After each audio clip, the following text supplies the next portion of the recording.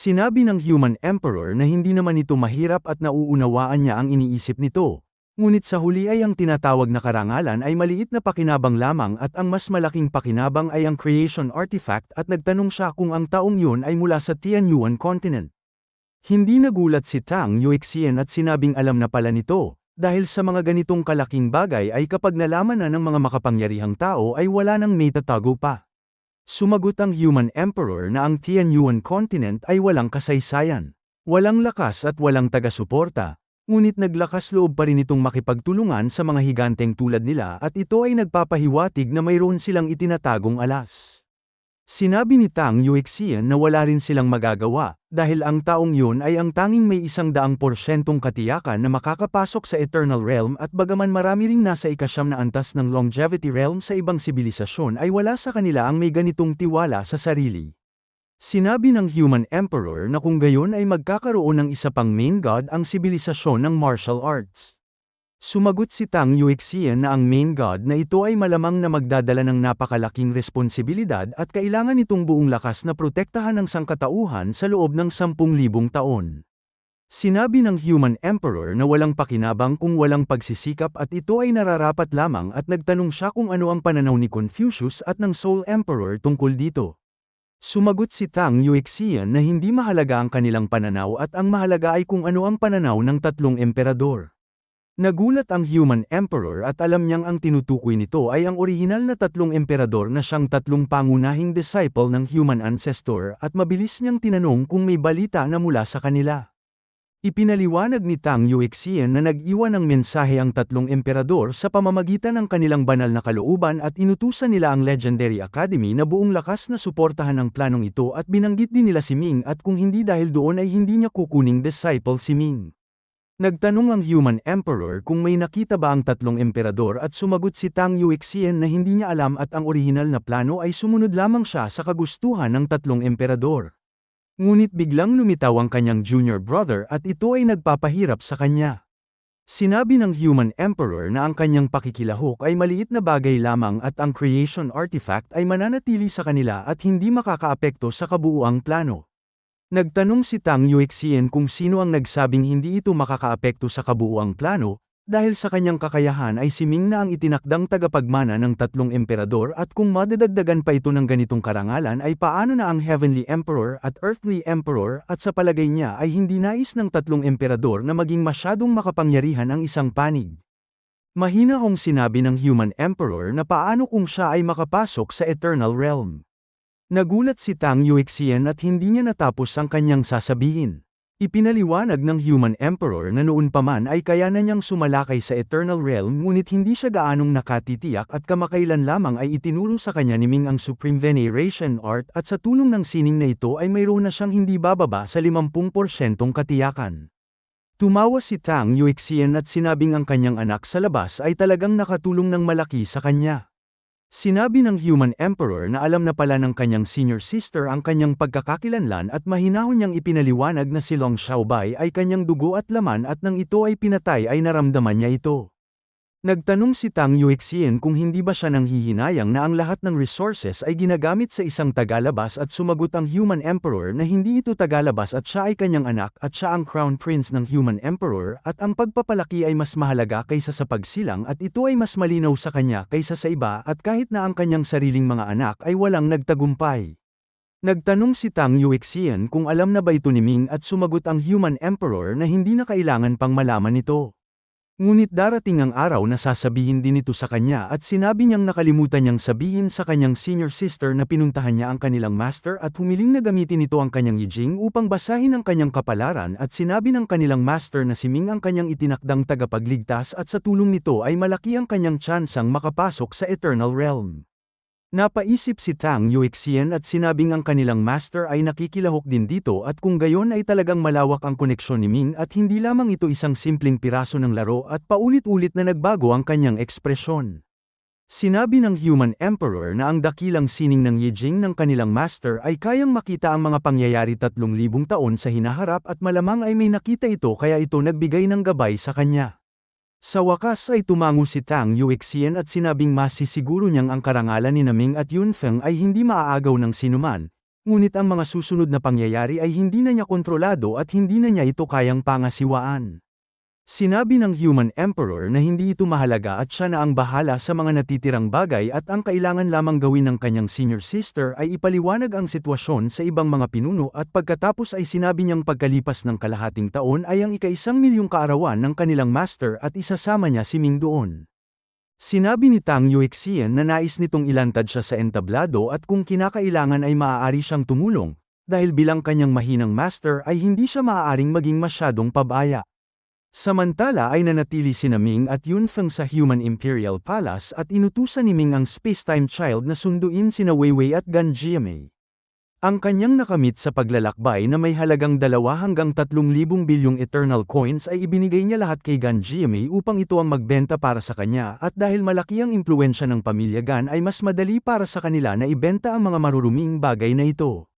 Bukod pa rito ay ang perang makukuha mula sa pagbebenta ay gagamitin para sa pagbili ng mas maraming sasakyang pandigma at bagaman mayroon na siyang 109-star warship ay mas marami ay mas mabuti lalo na't ang Crown Prince ng Human Emperor ay sa wakas ay lalantad na sa entablado at sa hinaharap ay haharapin niya ang iba't ibang hamon at kung ang kanyang pundasyon ay hindi matatag at ang kanyang kakayahan ay hindi sapat ay talagang hindi ito uubra. Masayang tinanggap ni Gan Jiamei ang utos at umalis. Samantalang si Weiwei ay tila nag-aalala at alam ni Ming na mayroon itong iniisip at tinanong niya ito kung ano ang bumabagabag dito. Sinabi ni Weiwei na nalaman niyang ang Star Cloud Sect ay labis na naguguluhan ngayon at galit na galit ang pinuno nito at naglabas na ito ng utos ng pagpatay at ang kanilang kalagayan ay lubhang mapanganib. Pinapanatag siya ni Ming at sinabing huwag itong mag-alala dahil ang Star Cloud Sect ay hindi na magtatagal at sila ay nasa Three Emperors World at gaano man kabangis ang mga tao ng Star Cloud Sect ay hindi sila maaaring pumunta dito upang gumawa ng gulo at sa mga panahong ito ay dapat itong manatiling kalmado at magsanay ng mabuti ng sining na kanyang itinuro. Ilang araw pa lamang ang nakararaan ay sinimulan na niyang ipasanay kay Weiwei ang martial arts at dahil marami siyang resources ay mabilis ang pag-unlad nito at ang kanyang talento ay hindi rin naman mababa at isa siyang tunay na superior Dao physique. Si Yunfeng ay pumasok sa pagsasanay at si Ming ay hindi rin naman nagpabaya. Siya ay nasa 2nd antas na ng low martial na spirit refinement at ang antas na ito ay katumbas ng 3rd antas ng Dharma Heaven, kaya hindi niya nais na magpatuloy pa sa mas mataas na antas at sa halip ay nais niyang patatagin ang kanyang kasalukuyang kalagayan at gawing mas ganap ang ilang mga sining. Ang orihinal niyang plano ay ang salakayin ang 2nd antas ng Great Eternal Indestructible Art, ngunit bigla niyang naalala ang Profound Sky Great World at ang ulo ng Heavenly Punishment Emperor sa ilalim ng lawa. Noong nakaraan ay sa pamamagitan ng pagkakataon ay nakuha niya ang isang braso ng Heavenly Punishment Emperor na may kahangahangang lakas at puno ng buhay at nagpasya siyang pumunta sa Profound Sky Great World upang tingnan kung magagawa niya itong gisingin. Dahil mayroon siyang Spacetime Child ay napakadali para sa kanya na pumasok sa malalaking mundo at sa isang iglap ay naglaho siya at sa sumunod na sandali ay lumitaw siya sa Profound Sky Great World at mabilis na natagpuan ang lawa.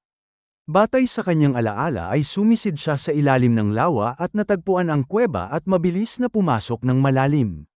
Ang napakalaking ulo ay naroon pa rin at pinipigilan pa rin ng mga pulang kadena at hindi gumagalaw at tila matagal na itong hindi humihinga kaya ang tubig ng banal na lawa ay hindi na puno ng espiritual na enerhiya at naging ordinaryo na lamang at matagal nang walang isinisilang na mga nilalang na may espiritualidad sa lawa. Pagpasok ni Ming ay agad niyang kinuha ang singsing at sa isang iglap ay biglang yumanig ang singsing at isang gintong liwanag ang pumutok at naging isang napakalaking braso. Ang braso na ito ay direktang humawak sa isang kadena at buong lakas itong pinisil at isang malakas na tunog ang umalingawngaw at ang mabibigat na restriksyon ay nasira at ang kadena ay naging abo. Ganito ang ginawa nito ng ilang beses at madaling sinira ng braso ang iba pang mga kadena. Nang mawala ang huling kadena ay ang tahimik na ulo na parang bato ay biglang binuksan ang mga mata nito. Iyon ay isang pares ng mga mata na walang balintataw at tanging 2 malawak na alimpuyo na parang mga bituin sa sansinukob ang umiikot at si Ming ay hindi makatingin sa iba at ang kanyang kaluluwa ay tila hinihigop nito. Sa kabutihang palad ay kumurap ang ulo at isang malalim at makapangyarihang tinig na parang kalooban ng langit ang umalingawngaw sa isipan ni Ming at sinabi nitong ang maliit na bata ay sa wakas ay dumating na.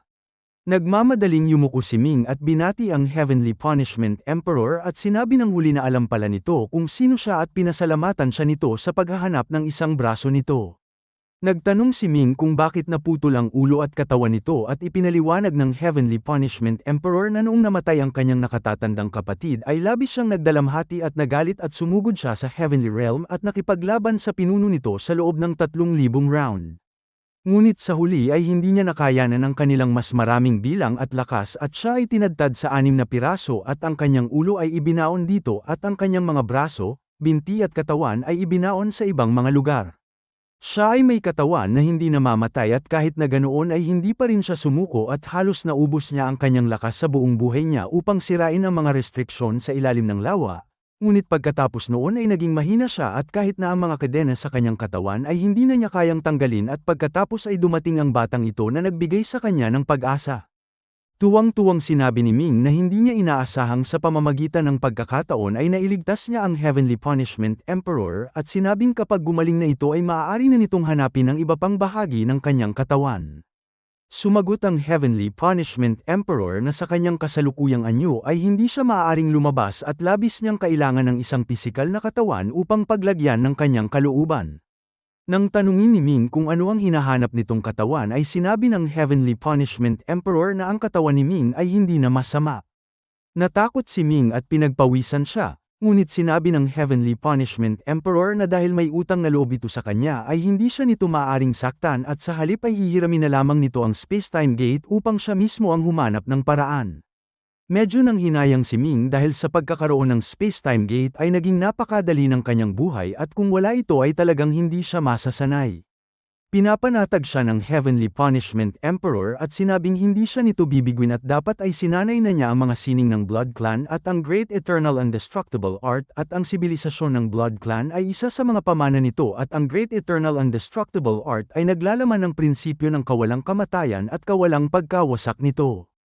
Pagkasabi nito ay biglang inilagay ng palad ang sarili sa ulo ni Ming at isang malawak na lakas ang pumasok sa kanyang katawan at sa sumunod na sandali ay naramdaman ni Ming na ang kanyang Great Eternal Indestructible Art ay mabilis na pumasok sa ikalawang antas, ikatlong antas, hanggang sa ika-6 na antas at ang Eternal Power sa kanyang katawan ay lumakas sa isang nakatatakot na antas at ang Divine Sea na nabuo sa pamamagitan ng pagsasanay ng Infinite Divine Art ay tuluyang naging Infinite Eternal Divine Sea na puno ng Eternal Power. Nang alisin ang palad ay naupo si Ming sa lupa at napabuntong hininga at nagpasalamat siya sa biyaya ng Heavenly Punishment Emperor. Sinabi nito na ang Great Eternal Indestructible Art ay may talagang 72 antas at kung nais niyang magpatuloy sa pag-unlad ay kailangan niyang umasa sa kanyang sarili at bukod pa rito ay bibigyan siya nito ng 3 patak ng Essence Blood. Pagkasabi nito ay ipinadala nito ang 3 patak ng dugo kay Ming at nang makuha ito ng kanyang Blood God ay agad itong nakinabang at direktang naging tunay na anyo at ang Blood Mansion sa Divine Sea ay halos sa isang iglap lamang ay natapos na at lumulutang sa loob nito. Ang mas mahalaga pa ay itinuro ng Heavenly Punishment Emperor ang kumpleto at orihinal na 12 antas ng Blood Nerve kay Ming, dahil ang naunang Blood Nerve ay hindi kumpleto at ang lumikha nito ay hindi pa umabot sa sapat na antas. Ngunit iba ang Heavenly Punishment Emperor at sa isang pag-iisip lamang ay ginawa nitong perpekto ang sining na nilikha ng mga sumunod na henerasyon at itinuro ang 12 antas ng pagsasanay ng sabay-sabay. Pagkatanggap ng mga pakinabang na ito ay labis na nagpasalamat si Ming at naisip na sulit ang pagpapahiram ng Space-Time Gate. Sinabi ng Heavenly Punishment Emperor na sila ay may mahabang panahon sa hinaharap at muling magkikita kung may pagkakataon at pagkasabi nito ay ang Space-Time Gate na may dalang braso at ulo ay agad na naglaho. Noon lamang naalala ni Ming na kung wala ang Space-Time Gate ay paano siya babalik at bilang isang martial god ay mayroon na siyang kakayahang lumampas sa pader ng malalaking mundo. Ngunit iyon ay aabutin ng napakatagal na panahon. Sa kabutihang palad ay hindi ito naging mahirap para sa kanya at agad niyang kinontak ang Space-Time Sword at sa sandaling may parating ang kanyang pag-iisip ay isang butas ang lumitaw sa kanyang harapan at mula sa loob nito ay narinig ang tinig ng Space-Time Sword na nag-aanyaya sa kanya na pumunta muna sa Sword Realm. Pumasok si Ming sa butas at nagbago ang espasyo at sa sumunod na sandali ay nasa Sword Realm na siya. Sa sandaling yun ay nasa Sword Bamboo Forest siya at ang Space-Time Sword ay magalang na nakatayo sa kanyang harapan. Tumingin si Ming sa paligid at nagtanong kung nasaan ang mga sasakyang pandigma na kanyang ipinagkatiwala rito. Sumagot ang Space-Time Sword na inutusan na nito ang mga puppet na tagapamahala ng sasakyang pandigma na dalhin ang lahat ng sasakyang pandigma upang salakayin ang Weapon Realm. Nagulat si Ming at nagtanong kung ito ba ay ang mundo ng mga sandata at kinumpirma ito ng space-time sword at sinabing ang mga sandata ay nagkaroon ng sapat na kapangyarihan at unti-unting nagtipon at nagtatag ng weapon-grade world. Ang saklaw ng mga sandata ay napakalawak at kabilang dito ang mga espada, sibat, palakol, kanyan, barko at iba pa at masasabing lahat ng kagamitang maaaring gamitin sa pakikipaglaban ay mga sandata at ang saklaw nito ay mas malawak kaysa sa simpleng espada o patalim. Dahil dito ay inakala ni Ming na ang weapon realm ay dapat na napakalakas. Ngunit ang totoo ay ang sagot ng space-time sword ay labis na ikinagulat niya. Dahil ang weapon realm ay patuloy na pinipigilan ng sword realm, ngunit napakarami ng mga ito kaya hindi ito kayang talunin ng sword realm at ngayon na ang sword realm ay may 79 na 9-star warship, 10 Star Cloud Fortress at isang Star Cloud Mothership ay tumaas ng malaki ang kanilang lakas, kaya agad na kumilos ang space-time sword. Naisip ni Ming na may mali sa bagay na ito at sinabing dalhin siya nito upang makita ang sitwasyon ng labanan. Tumango ang space-time sword at agad na dinala si Ming at lumitaw silang dalawa sa Star Cloud Mothership. Nakita ni Ming na ang himpapawid ay puno ng hindi mabilang na mga sandata na lumulutang at mayroong mga pana, balista, kanyan, barko, espada, patalim at iba pa at ang uri ng mga ito ay hindi bababa sa 800 o 1,000 at ang bilang ay talagang napakarami. Ngunit nakita ni Ming na bagaman ang mga sandatang ito ay may tiyak na espiritualidad ay karamihan sa kanila ay malabo at mangmang at kumikilos lamang batay sa kanilang likas na ugali upang lumaban at syempre pa ay mayroon ding ilang malalakas na sandata na maaaring magbanta maging sa mothership. Ang dalawang panig ay nasa pagitan pa rin ng pagtutuos at wala pang nagpapaputok ng unang kanyan. Agad na sinabi ni Ming sa space-time sword na huwag itong aatake dahil nais niyang makipag-usap sa mga sandatang ito.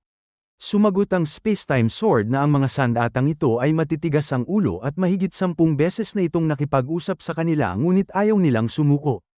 Nagtaka si Ming at nagtanong kung bakit kailangan nilang sumuko at ipinaliwanag ng space-time sword na mayroong isang natural na daanan sa pagitan ng sword realm at weapon realm at kung hindi nila wawakasan ang weapon realm ay para silang may tinik sa kanilang laman at hindi sila kailanman magkakaroon ng kapayapaan.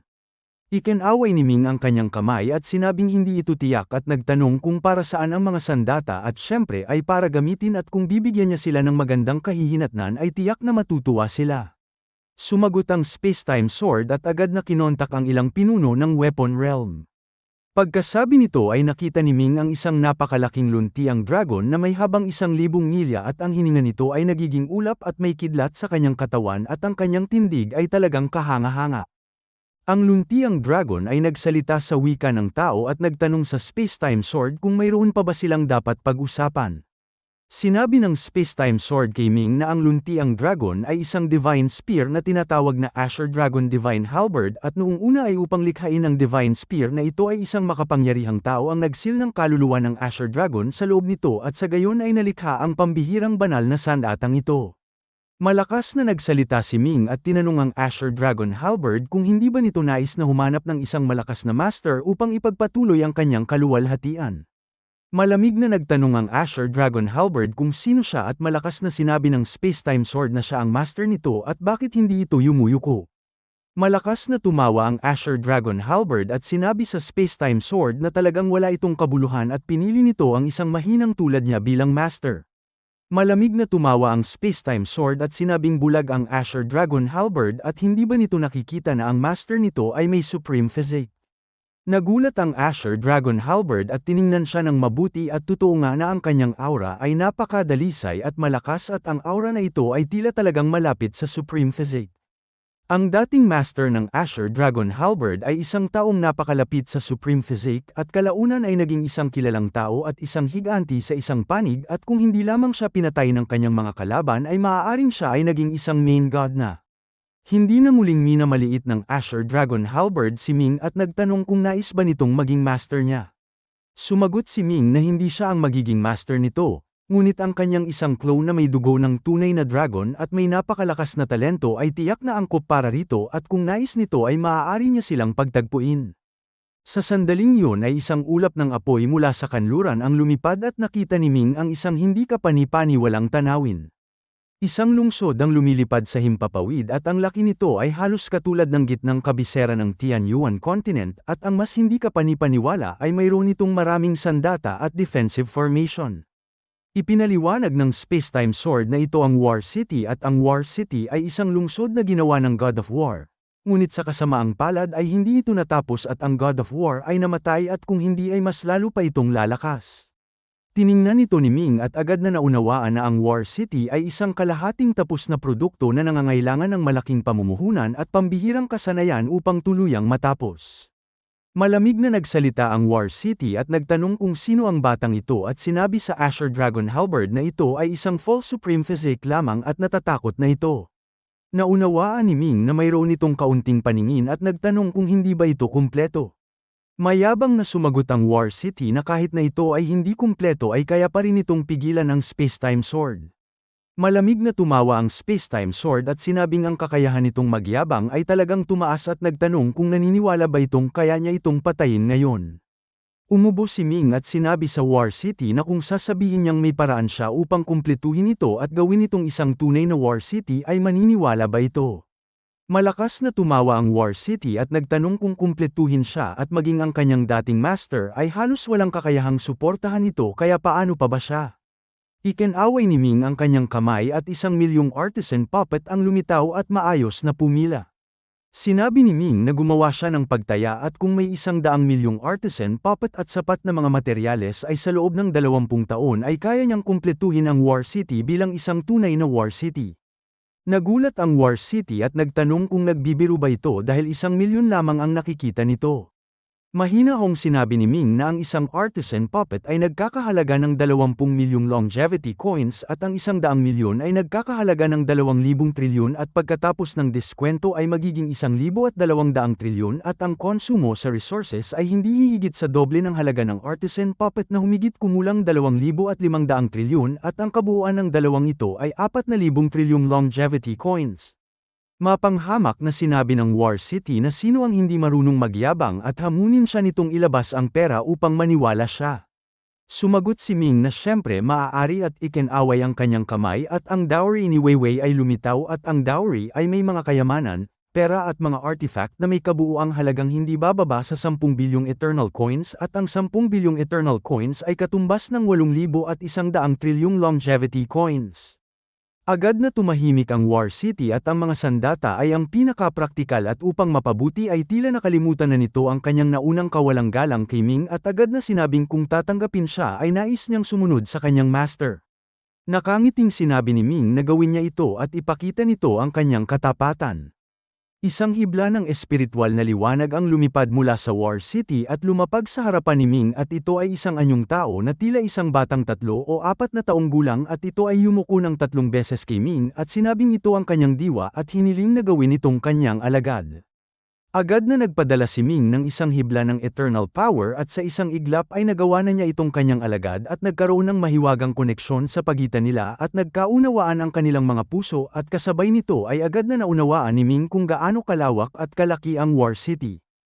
Ang War City ay tuwang-tuwang tumayo sa tabi ni Ming at nagtanong kung kailan magsisimula ang paggawa. Sinabi ni Ming na huwag itong magmadali at magpapadala siya ng tao upang bumili ng artisan puppet at maghanda ng mga materyales at hanggat may pera ay walang problema at nagtanong kung ano ang kasalukuyang lakas nito at kung may tsansa ba itong manalo laban sa isang Star Cloud mothership na may pinakamataas na kagamitan. Sumagot ang War City na mayroon itong 80% tsansa at ang pangunahing dahilan ay ang Star Cloud Cannon na nakakabit sa mothership ay talagang napakalakas at kung ang mga Star Cloud Cannon na ito ay ikakabit sa kanya ay kaya niya itong patayin sa isang iglap. Naging interesado si Ming at nagtanong kung madali bang bilhin ang Star Cloud Cannon at kung ilan ang maaaring ikabit dito. Sumagot ang War City na walang limitasyon at ang War City ay tila isang lungsod lamang sa panlabas ngunit ang totoo ay mayroon itong hindi mabilang na nakatuping espasyo sa loob at kayang maglaman ng kahit ilang sandata. Tumango si Ming at sinabing kung gayon ay bibili siya ng mas maraming Star Cloud Cannon para dito at nagtanong kung sapat na ba ang 30,000. Nagulat ang War City at sinabing ang Star Cloud Cannon ay talagang malakas ngunit hindi naman kailangan ng ganoon karami at sapat na ang 10,000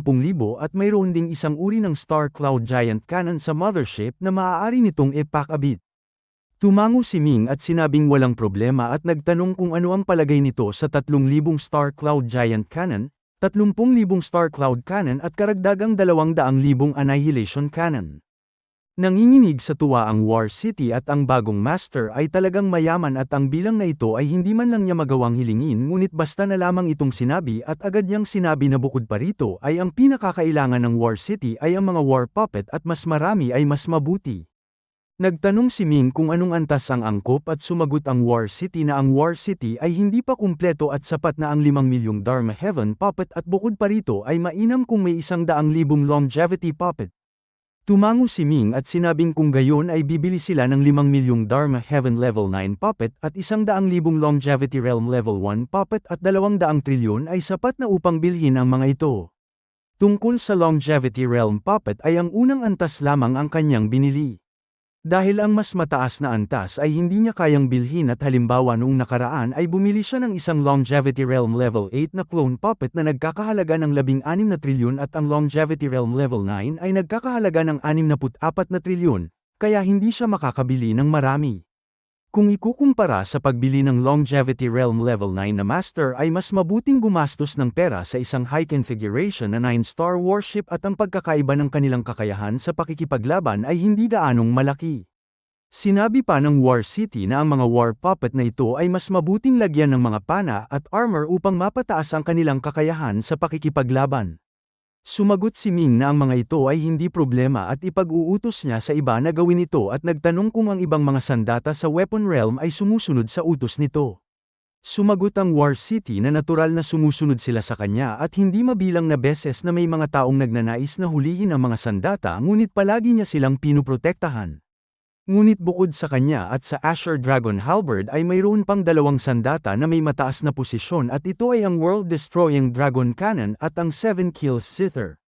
Pagkasabi nito ay isang matandang napakalaking canyon ang lumitaw sa kanilang harapan at ang canyon na ito ay tila mas malaki pa kaysa sa mothership at isang napakalaking gintong tao ang nakatayo ng hindi gumagalaw sa likod ng isang higanteng canyon at ang higanteng canyon na ito ay mas mahaba pa kaysa sa mothership at puno ng mga nakaukit na simbolo at formation at ang kanyang lakas ng pagpatay ay talagang walang kapantay. Sa isang tingin pa lamang ay kinabahan na si Ming at nagtanong kung gaano kalakas ang canyon na ito. Sumagot ang War City na noong una ay nais niyang kumbinsihin ang World-Destroying Dragon Cannon na pumasok sa War City bilang pangunahing canyon, ngunit ang matandang ito ay matigas ang ulo at anuman ang gawin niya ay hindi ito pumayag at nakipag-away pa ito sa kanya at sa galit ng matandang ito ay muntik na siya nitong wasakin. Nagtanong si Ming kung gaano kalakas ang World-Destroying Dragon Cannon kumpara sa Star Cloud Giant Cannon. Sumagot ang War City na malayo ito at ang World-Destroying Dragon Cannon ay sa teorya ay kayang itaboy ang mga nasa Eternal Realm at labanan ang Creation Artifact. Dahil ang canyon na ito ay gawa sa labi ng isang Creation Artifact, ngunit ang nakakalungkot ay tanging ang mga nasa Eternal Realm lamang ang maaaring gumamit ng buong kapangyarihan nito at kung ordinaryong tao ang gagamit ay ang isang putok nito ay halos katumbas ng isang sabay-sabay na putok ng 100 Star Cloud Giant Cannon. Namangha na sinabi ni Ming na kahit na ganoon ay napakalakas pa rin ito.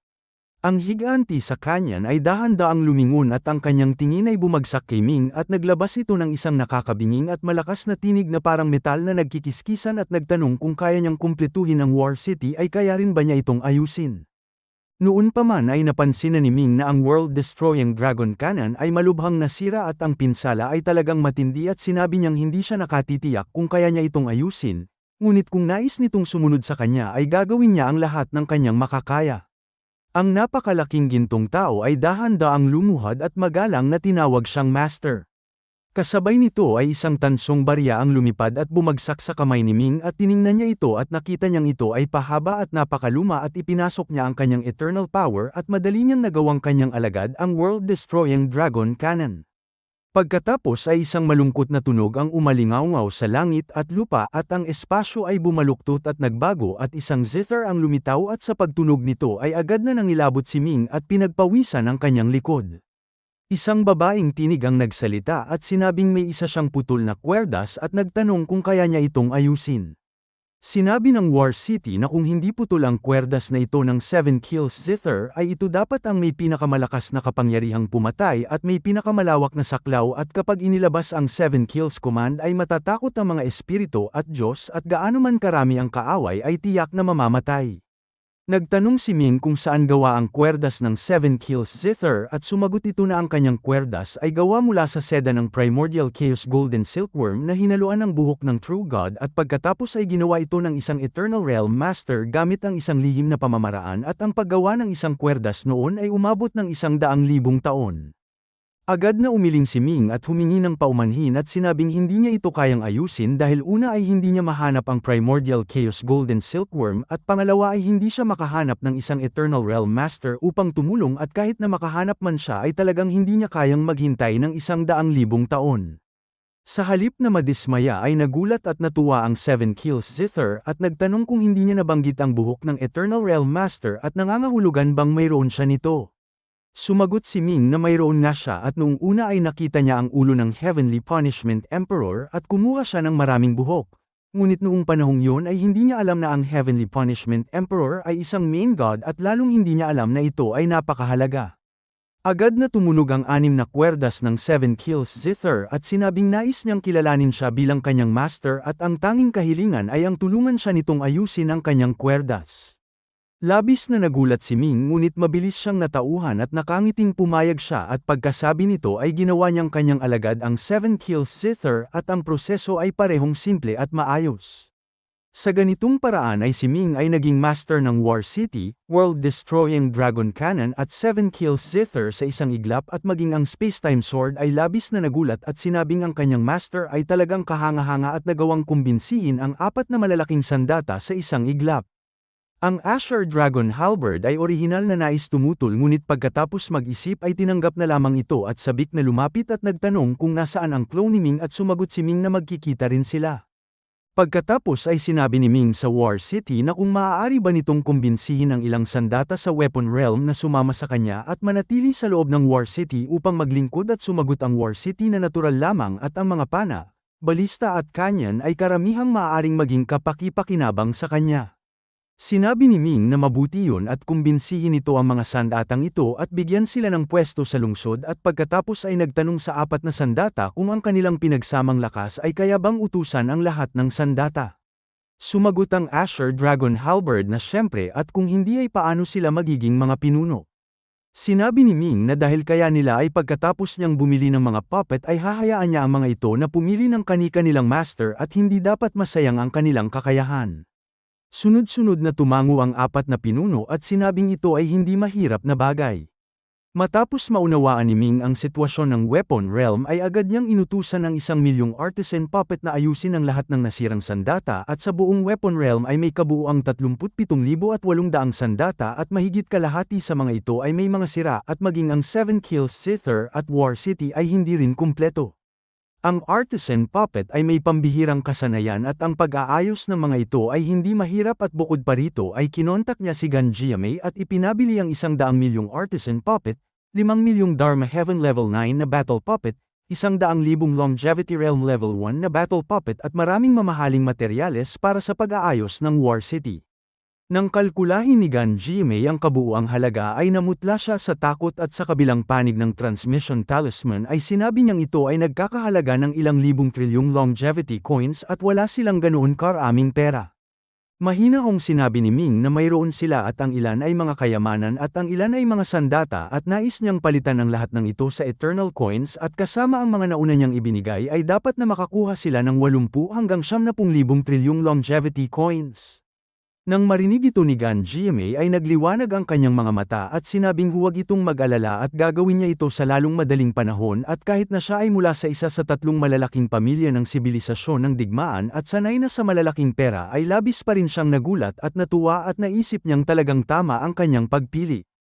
Ang pagbili ni Gan Jiamei ng mga puppet at sasakyang pandigma ay aabuti ng ilang buwan. Kaya hindi na siya naghintay sa weapon realm at ipinabalik siya ng spacetime sword sa Three Emperors World.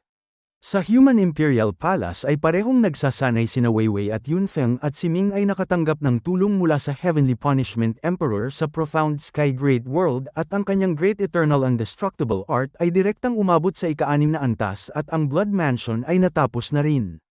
Naisip ni Ming na ang Great Eternal Indestructible Art ay talagang pambihira at dapat siyang lumikha ng isang divine ability o kahit na isang finishing skill at ang Blood Nerve ay talagang kahanga-hanga rin at hindi dapat masayang at sa pag-iisip na ito ay buong puso niyang pinag-aralan ang dalawang malalaking sining.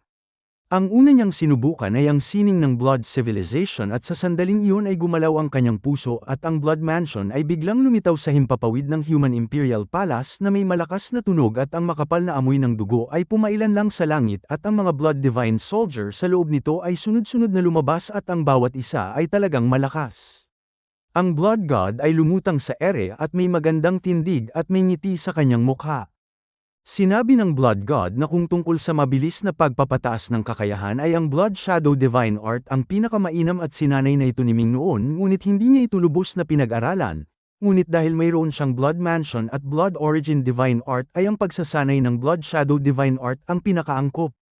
Alam ni Ming ang Blood Shadow Divine Art at ang kanyang Blood Light Kill ay isang divine ability na hinugot mula rito. Ngunit ang kanyang pagsasanay ng sining na ito ay hindi malalim at mas naging pagsubok lamang at nang marinig niyang nais ng Blood God na sanayin ito ay hindi siya tumutol at pumayag. Ngunit sinabing ang Blood Shadow Divine Art ay lubhang mapaminsala at malupit at mas mabuting huwag itong gamitin ng basta-basta. Ang Blood Shadow Divine Art ay kayang mang-agaw ng esensya ng buhay ng mga nilalang at habang tumatagal ay mas lumalakas ang mga taong kailangan nitong agawan at sa huli ay pawang mga pambihirang malalakas na tao ang pinapatay nito at dahil dito ay ang mga nagsasanay nito ay kadalasang namamatay ng walang nagluluksa at kinatatakutan ng mga malalakas sa mundo at bukod pa rito ay ang pagsasanay ng Blood Shadow Divine Art ay kadalasang nagdudulot ng hindi dalisay na lakas at mahirap maabot ang sukdulan. Ngunit iba ang Blood God dahil mayroon itong Blood Origin Divine Art at Blood Nerve at ang lakas na nakukuha nito ay maaaring mabilis na padalisayin at hindi magkakaroon ng problema ng magulong lakas. Dahil ang Blood God naman ang magsasanay nito ay hindi na ito pinakialaman ni Ming at hinayaan na lamang ito at sa halip ay nagtuon siya sa pag-aaral ng Blood Nerve. Ang likas na katangian ng Blood Mansion ay isang formation at ito ang puso ng Blood Nerve at ang may pinakamalakas na kapangyarihan. Pagkalipas ng 7 araw ay bigla siyang sumigaw ng malakas at ang 30,000 Blood Divine Soldier ay biglang naging 30,000 simbolo at sunod-sunod na itinatak sa Blood Mansion at sa sumunod na sandali ay ang Blood Mansion ay biglang naging isang pulang liwanag ng pagpatay at bumagsak sa isang malaking lugar at kasabay nito ay hindi mabilang na Blood Divine Soldier ang nagtayo ng killing formation sa loob at sunod-sunod na pumatay. Ito mismo ang divine ability na naisip ni Ming na tinatawag na Blood Soldier Kill at habang tumataas ang kakayahan ng Blood Divine Soldier at lumalakas ang Blood Mansion ay patuloy ding lalakas ang kapangyarihan ng Blood Soldier Kill at sa kasalukuyan ay kayanan nitong pumatay ng isang tao sa unang antas ng Longevity Realm. Pagkatapos nito ay ang Great Eternal Indestructible Art naman at si Ming ay gumugol ng mahigit 1 buwan upang makuha mula rito ang isang napakalakas na divine ability na tinatawag na Eternal Three Strikes. Ang Eternal Three Strikes na ito ay hindi isang simpleng divine ability at ginagamit nito ang pagsabog ng lakas ng Infinite Eternal Divine Siniming, kaya sa tuwirang salita ay ito ay isang divine ability na pinagsama ang Infinite Divine Art at Great Eternal Indestructible Art at kabilang ito sa kategorya ng Divine Technique. Ang Eternal Three Strikes ay isang sunod-sunod na 3 pag-atake na mas malakas ng hindi mabilang na ulit kaysa sa kanyang sinanay na Heaven-defying strike noon at kapag ginamit ang divine ability na ito ay ang mga batas ng langit at lupa ay maaapektuhan ng eternal power at magiging pumapabor sa gumagamit at ang kanyang sariling kakayahan ay tataas ng mahigit 10 ulit na hindi naaapektuhan ng mga batas. Masasabing ang Eternal Three Strikes ay bawat isa ay sapat upang pumatay ng mga nasa ika-4 na antas ng Longevity Realm pababa at dahil sa napakalakas ng divine ability na ito ay ang katawan ni Ming ay hindi ito gaanong kayang tiisin, kaya sa loob ng 1 pang buwan ay kinuha niya ang Returning Origin Strike mula sa Returning Origin Great True Force at pagkatapos ay pinagsama ang Invincible Body Divine Ability at Returning Origin Strike sa Eternal Three Strikes upang lumikha ng isang mas perpektong finishing skill na tinatawag na Eternal Strike. Ang dahilan kung bakit mula sa tatlong pag-atake ay naging isang pag-atake na lamang ay dahil ginamit ni Ming ang kakayahan ng Returning Origin Grade True Force na pagsamahin ang mga pag-atake at pinagsama ang tatlong pag-atake ng Eternal Three Strikes upang maging isang pag-atake at sa huli ay naging mas nakatatakot na Eternal Strike. Ang mas maganda pa ay dahil sa paggamit ng Invincible Body ay kahit na naglabas si Ming ng isang pag-atake na ilang 10 ulit na mas malakas kaysa sa karaniwan ay ang kanyang katawan ay hindi pa rin nasasaktan. Ang tanging pagkukulang ay ang finishing skill na ito ay labis na kumokonsumo ng kanyang buong lakas at hindi niya ito magagamit ng maraming beses at pagkatapos gamitin ay kailangan niyang magpahinga ng ilang sandali upang makabawi ng lakas. Hindi na mamalayan ay mahigit 2 buwan na ang lumipas at si Ming ay nakalikha ng isang finishing skill at ang Blood God ay hindi rin naman nagpabaya at nagawa nitong sanayin ang Blood Shadow Divine Art hanggang sa ika-8 antas. Ang Blood Shadow Divine Art ay may kabuuang 48 antas at ang ika-8 antas ng Blood Shadow Divine Art ay kaya nang madaling pumatay ng isang nasa ika-9 na antas ng Dharma Heaven.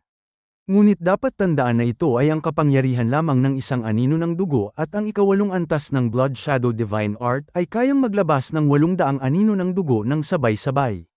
Sa ibang salita ay ang Blood God ay kayang pumatay ng 800 nasa ika-9 na antas ng Dharma Heaven sa isang iglap gamit ang mga anino ng dugo at ito ay talagang isang nakatatakot na kapangyarihan ng pagpatay at ang 800 anino ng dugo ay maaari pang pagsamahin upang ang huling lakas ng pag-atake ay sapat upang takutin maging ang mga master ng Longevity Realm.